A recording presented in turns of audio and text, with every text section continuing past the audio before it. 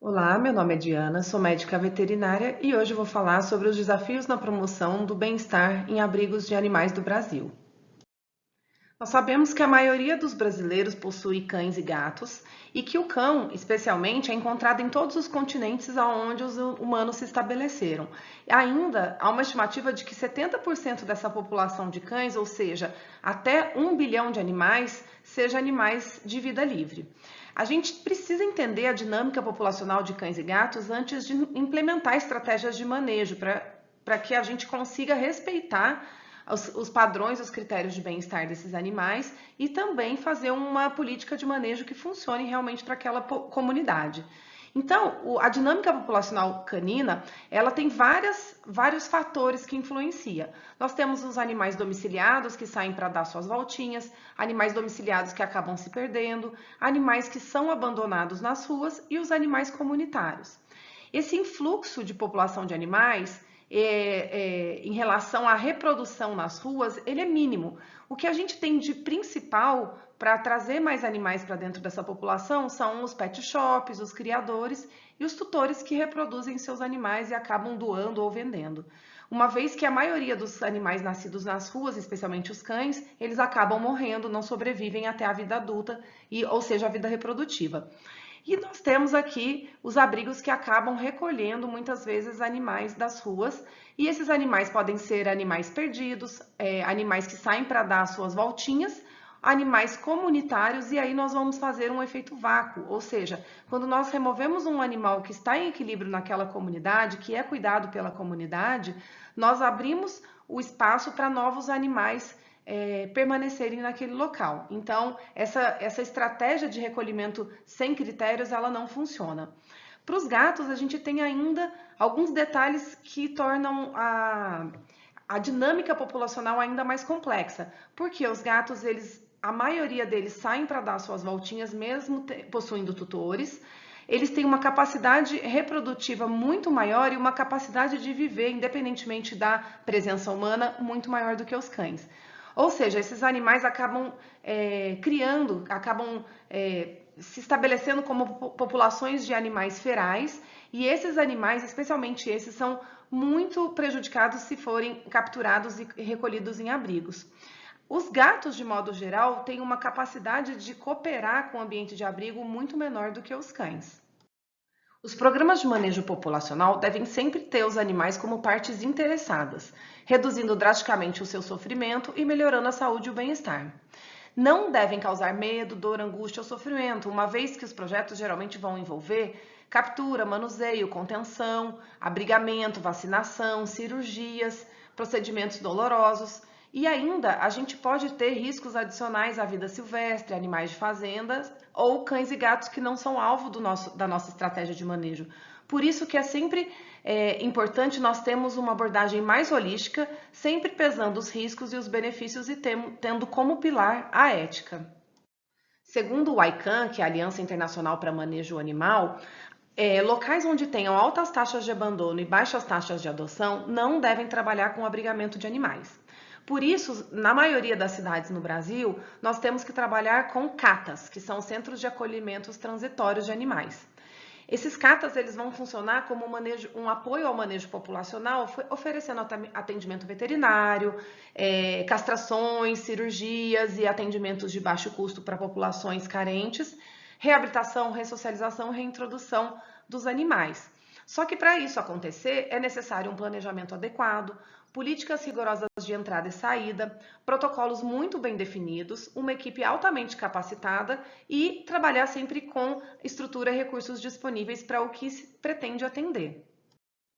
Quando nós debatemos o bem-estar animal, automaticamente nós refletimos sobre quais as ferramentas disponíveis para mensurar o grau de bem-estar daquela espécie que nós estamos avaliando. Bom, para cães abrigados existe um protocolo Shelter Quality que foi desenvolvido por Barnard e colaboradores e que é baseado nos 4 princípios de bem-estar, ou seja, boa alimentação, bom abrigamento, boa saúde e comportamentos apropriados. A partir desse protocolo nós conseguimos mensurar ou coletar dados de vários critérios de bem-estar e aqui são as medidas que elas podem ser baseadas em nível de abrigo, em nível de recinto ou de baia e em nível individual, que são principalmente as medidas baseadas no animal. Além disso, esse protocolo ele se utiliza de descritores de estados emocionais, que são os descritores QBA. Então, nós conseguimos ter uma abordagem holística, ampla, de como esses animais que estão abrigados, no caso os cães, estão enfrentando aquele ambiente, estão respondendo e assim a gente pode propor melhorias. Uma outra ferramenta que também pode ser utilizada para mensurar grau de bem-estar de cães e gatos abrigados é o protocolo de perícia em bem-estar animal para diagnóstico de maus tratos contra animais de companhia, que também é conhecido como PPBEA. Esse protocolo ele é baseado nos 4 conjuntos de indicadores, ou seja, boa alimentação, boa saúde, boa moradia e comportamentos apropriados, que vão ser classificados como inadequados, regulares ou adequados, e conforme a soma desse conjunto de indicadores for a maioria deles inadequados, a gente pode, por exemplo, chegar a um resultado de grau de bem-estar baixo ou muito baixo. Quando a maioria desses conjuntos de indicadores for adequados, a gente vai ter um grau de bem-estar alto ou muito alto. Lembrando que quando nós verificamos uma situação onde o grau de bem-estar é baixo ou muito baixo, é considerado maus tratos e é imperativo que as mudanças nesse ambiente sejam imediatamente aplicadas para que esse animal saia dessa situação de maus tratos. E é sabido que os abrigos de animais compreendem um enorme desafio em relação ao bem-estar dos animais abrigados. Pensando nos impactos que o abrigamento de animais pode provocar sobre o seu bem-estar e os desafios que nós vamos enfrentar nesses locais, eu vou apresentar para vocês, me baseando no protocolo Shelter Quality e também no PPBEA, os 4 princípios que podem ser mensurados. Então, o primeiro princípio, que é o da boa alimentação, que é baseado nos critérios de ausência de fome e de sede prolongadas, a gente vai mensurar o score corporal, ou seja, medidas baseadas nos animais, aqui no caso animais com score corporal baixo, o tipo de alimentação e qual é a frequência que é oferecida, e a qualidade da água e os tipos de bebedouros que são disponibilizados para aqueles animais dentro daquele ambiente de abrigo. Ainda falando do critério da boa alimentação, por meio do PPBEA nós podemos observar o score corporal dos animais também, a frequência de alimentação, a fonte de água e o tipo de comedouro. E assim nós chegamos à conclusão do estado nutricional dos animais como um todo ou do animal individualmente, se nós estivermos avaliando aquele animal individualmente. Em relação aos desafios para promover o critério da boa habitação, nós temos o conforto ao descansar, então a gente tem vários tipos de piso inadequados para o descanso ou até mesmo a ausência de camas na maioria dos abrigos. A limpeza desse local e dessa cama onde o animal descansa. Locais onde animais enfrentam condições adversas climáticas, né? Então eles não têm, por exemplo, abrigamento adequado para condições climáticas adversas, ou esses animais estão em um local onde eles estão com muito frio ou muito calor, né? Então a gente pode observar animais arfando ou animais tremendo, se amontoando. Presença de bordas afiadas, que muitas vezes são utilizadas nesses abrigos, aqui a gente vê arame farpado para evitar que os animais escapem, e também o espaço que é fornecido para esses animais habitarem. Então, muitas vezes espaços superlotados onde a gente não tem a possibilidade dos animais expressarem comportamentos específicos, comportamentos naturais da espécie. E por meio do PPBEA, em relação aos indicadores de conforto, a gente pode observar nos abrigos a ausência de abrigos adequados para condições climáticas adversas, de superfícies confortáveis, de superfícies de contato que sejam adequadas às necessidades da espécie e à limpeza do ambiente. Então, aqui nós vemos fotos de calhas entupidas, de muita matéria orgânica, de presença de fezes e urina nas baias dos animais e até mesmo aqui carrapatos e outros ectoparasitos que podem estar infestando devido à ausência de limpeza do ambiente e controle. Já em relação ao critério da boa saúde, lembrando que o abrigo ele deve ser uma referência em relação à promoção da saúde dos animais, não é o que nós verificamos na prática. Na maioria dos abrigos, a gente não observa animais com ausência de dor, por exemplo, não observa protocolos bem definidos e bem criteriosos em relação ao controle de dor. Tratamentos pós-cirúrgicos que não são ideais para aqueles animais. Então, animais colocados em baias coletivas, mesmo tendo passado por um procedimento cirúrgico, presença de diarreia, animais visivelmente doentes, animais com tosse, com condições de pele e outras doenças que não estão sendo tratadas ou devidamente manejadas naquele ambiente, infelizmente. Falando ainda dos indicadores de saúde, é comum nós observarmos animais nos abrigos com áreas alopécicas, presença de coceira, pelagem ruim, opaca, quebradiça, emaranhada, presença de lesões e essas lesões muitas vezes sem tratamento, presença de ectoparasitos como sarnas, miíases, carrapatos, pulgas, animais com vacinação e desverminação atrasada. E lembrando que os abrigos eles têm que promover, eles são parte do pilar da saúde única.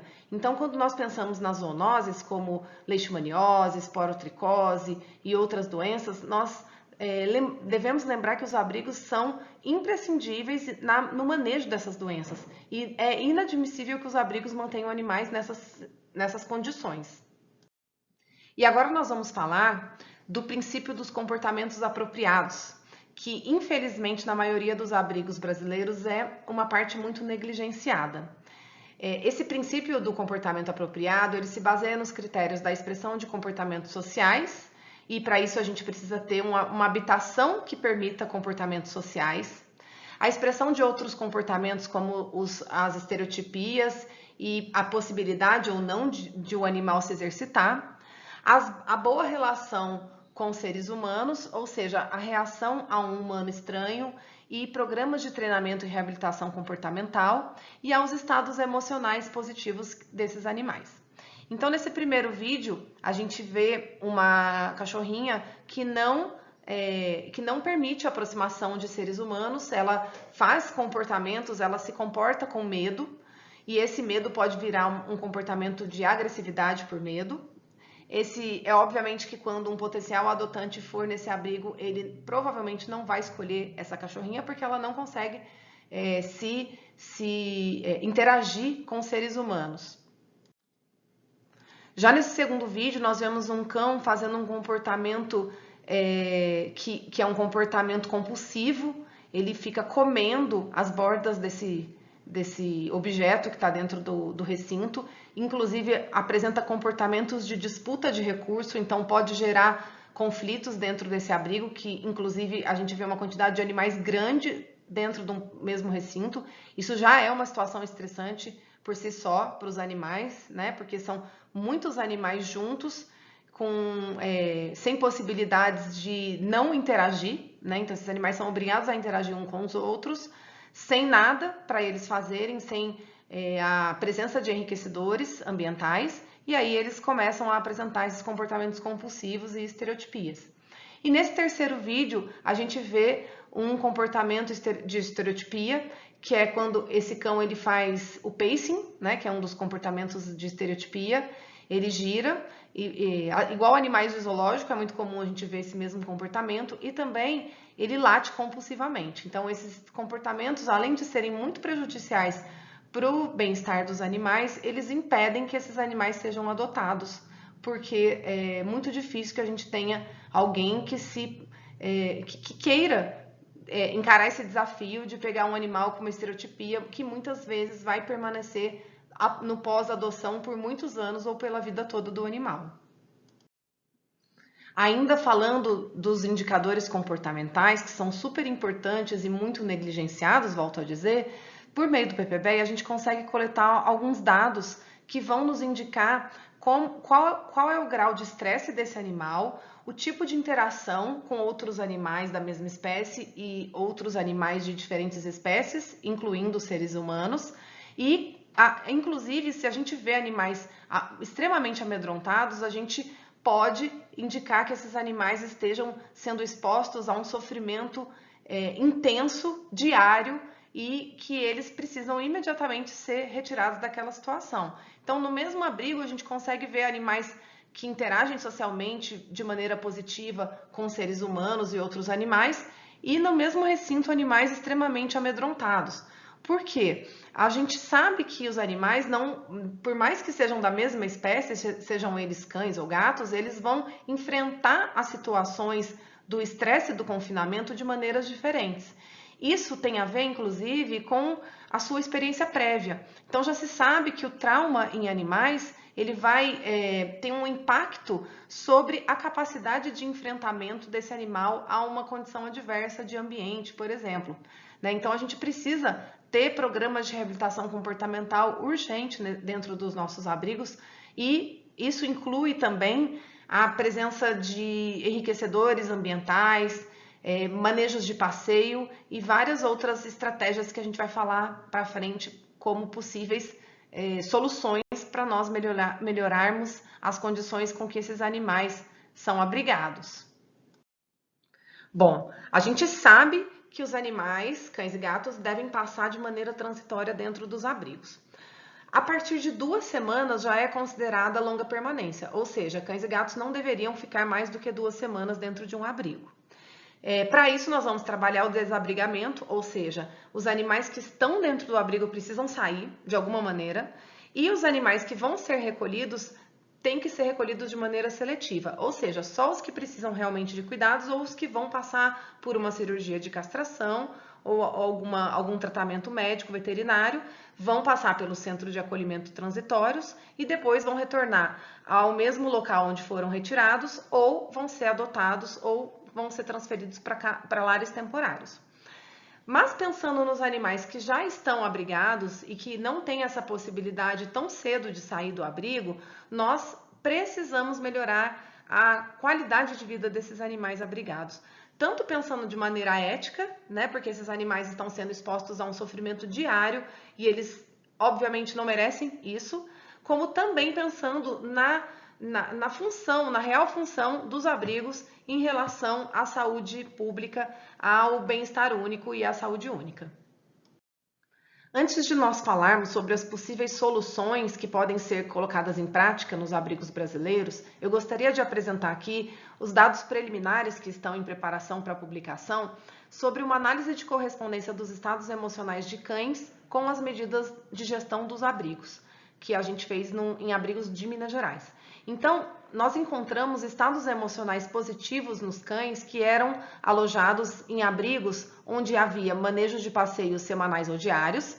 Os animais eram alojados em baias unitárias, com uma frequência de alimentação de 2 vezes ao dia, e esses abrigos possuíam menores populações, inclusive tinham menores taxas de mortalidade, quando comparados com abrigos onde os cães apresentavam estados emocionais negativos e que foram associados a uma população grande de animais alojados, alojados em baias individuais, principalmente, com a ausência de passeios, e o regime alimentar era uma vez por dia ou à vontade. Esses abrigos eles tinham taxas de mortalidade alta, principalmente pela disputa de recurso, né? Pensando que os animais tinham uma vez só ao dia ou a alimentação era à vontade, então havia mais disputa nesses animais. A ausência de passeio, que faz com que os cães fiquem mais estressados, tenham menos interação social, e também é um enriquecimento ambiental muito importante, né? Um enriquecimento físico, cognitivo, social, e alojados em baias individuais, né? Somado a isso, os animais não saíam para passear e também ficavam em isolamento social. Então, a gente precisa sempre pensar que as medidas de gestão, o tipo de gestão que o abrigo está aplicando, adotando, ela vai ter um impacto muito forte sobre o estado emocional desses animais. Bom, então, a melhoria da habitação é uma das estratégias que nós podemos lançar mão e que tem um impacto muito positivo e direto e imediato, né, sobre o bem-estar de cães e gatos. Então, oferecer esconderijos, tanto para cães quanto para gatos, camas em quantidade para todos os animais e qualidade, né, obviamente. Então, as camas podem ser adaptadas, caixas de transporte, caixas de papelão em cima de pallets, né, para a gente tirar um pouco os animais da umidade do chão, e até mesmo essas camas aqui, que são camas muito interessantes porque elas permitem ser lavadas, elas podem ser lavadas todos os dias, né? Essa lona seca muito rápido, elas são difíceis dos animais destruírem, não tem bordas, não machucam os animais, e elas são muito leves, né? De fácil manejo. Então, melhorar as habitações vai desde da cama, a presença de camas, né? Pensando que animais alojados, animais confinados passam mais tempo deitados do que em atividades, nós precisamos colocar camas para esses animais se deitarem de maneira confortável, né? Inclusive a cama é considerada um enriquecedor ambiental fixo, permanente. Um outro ponto de melhoria que deve ser citado e que é óbvio é o manejo sanitário. É importantíssimo que nós façamos o correto manejo sanitário dentro dos abrigos, tanto porque é um ambiente coletivo, ou seja, que propicia a transmissão de doenças infecto-contagiosas, de parasitoses, como também os impactos que esse abrigo pode ter nos entornos do local. Ou seja, a gente pode ter animais silvestres, outros animais domésticos e as pessoas circundantes àquela área e que podem ser afetadas pelas doenças que vão ser transmitidas ali se não houver o correto manejo sanitário.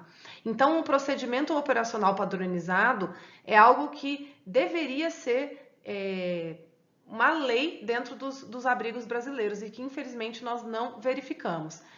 A gente precisa tirar os animais das baias para limpar, não deve se fazer a limpeza dos recintos com os animais dentro, tanto porque esses produtos de limpeza podem causar alergias, podem lesionar a pele desses animais, como também é muito estressante para o animal estar dentro do recinto enquanto é jogado água, por exemplo. O cheiro também, né? Lembrando que eles têm muito mais células olfativas do que nós, tanto os cães quanto os gatos têm muito mais do que nós, então o cheiro irrita muito mais esses animais. E a gente fazer o correto manejo, ou seja, tem um passo a passo, que é primeiro recolher a matéria orgânica, depois lavar com água e sabão e enxaguar, e depois fazer a diluição correta do hipoclorito, fazer a aplicação e deixar agir por alguns minutos e depois o correto enxágue. Então, nunca misturar produtos de limpeza, nunca fazer a ordem inversa. É importantíssimo que o manejo sanitário seja realizado dos recintos e também a parte de manejo sanitário sobre os animais em si. Então, banhos, controle de parasitos, a vacinação, tudo isso deve ser feito com muito critério e com um bom controle médico veterinário. Tão importante quanto o manejo sanitário das instalações é o manejo comportamental. Pensando que cães são animais sociais e que precisam da interação humana e que gatos, desde que tenham sido socializados desde filhotes com outros animais da mesma espécie, com seres humanos, também vão necessitar dessa interação, nós precisamos promover um contato positivo com esses animais. Na maioria dos abrigos, os animais eles só têm contato com seres humanos no momento do manejo sanitário. Então, no momento de uma vacina, de um medicamento, da alimentação e da rotina de higiene das instalações. Muitas vezes esses manejos são estressantes para esses animais, então a gente precisa promover outros tipos de interação com seres humanos, lembrando que esses animais são animais que devem ir para lares, né? São animais que vão ser disponibilizados para adoção. Então, podem ser lançadas mão de diversas estratégias, como voluntários que vão até o abrigo para ficar interagindo de maneira positiva com os animais, fazendo carinho, escovando, colocando no colo.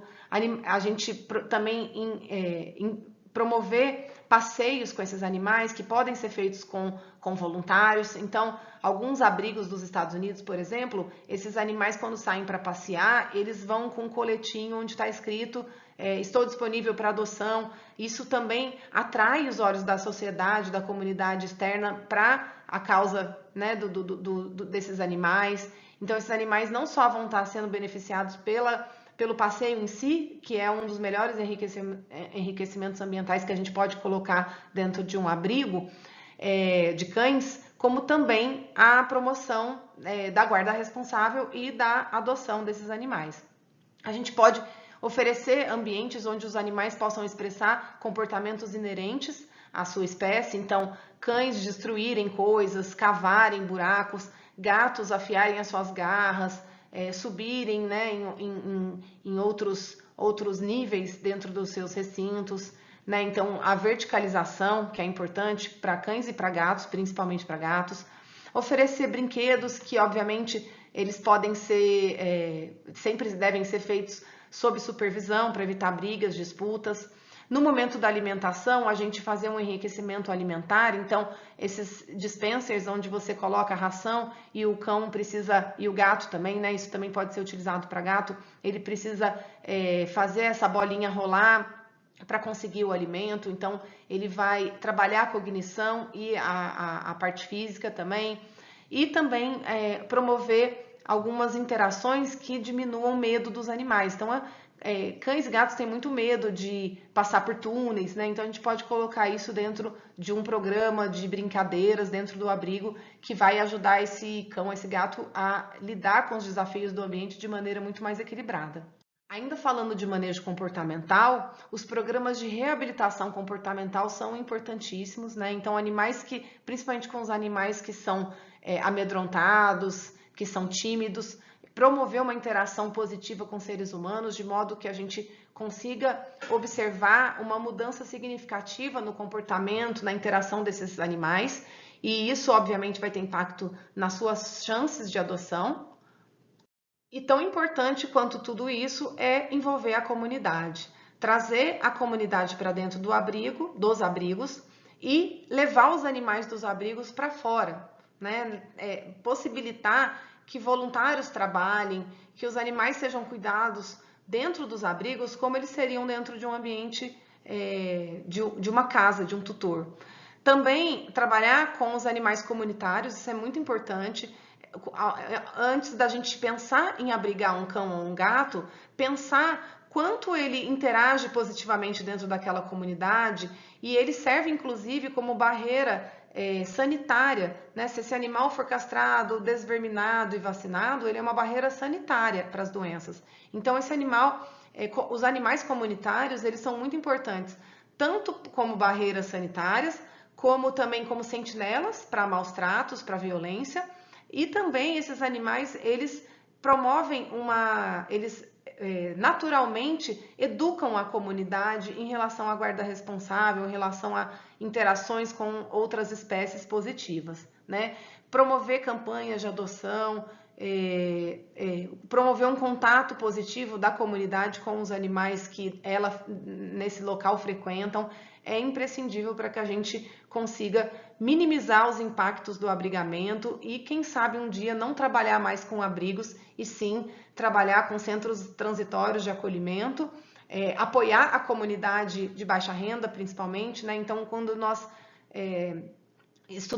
lemos alguns artigos, a gente vê que a maioria dos animais abandonados vem de populações de baixa renda, porque essas pessoas às vezes não conseguem cuidar dos animais como elas deveriam e elas acabam abandonando ou deixando esses animais nos abrigos. E se a gente trabalhar nessa comunidade oferecendo o apoio, o suporte médico-veterinário, de reabilitação comportamental também, a gente consegue manter esses animais nos lares, ao invés de trazê-los para dentro dos abrigos. Bom, eu gostaria de agradecer ao convite do pessoal do curso de extensão em ética animal da Universidade Federal de Uberlândia, parabenizar pelo evento tão importante e tão necessário dentro do nosso curso, da nossa área de atuação, que são os dilemas éticos que nós enfrentamos no nosso dia a dia. Deixo aqui o meu contato e fico à disposição para sanar dúvidas, enviar material e o que mais vocês precisarem. Até a próxima!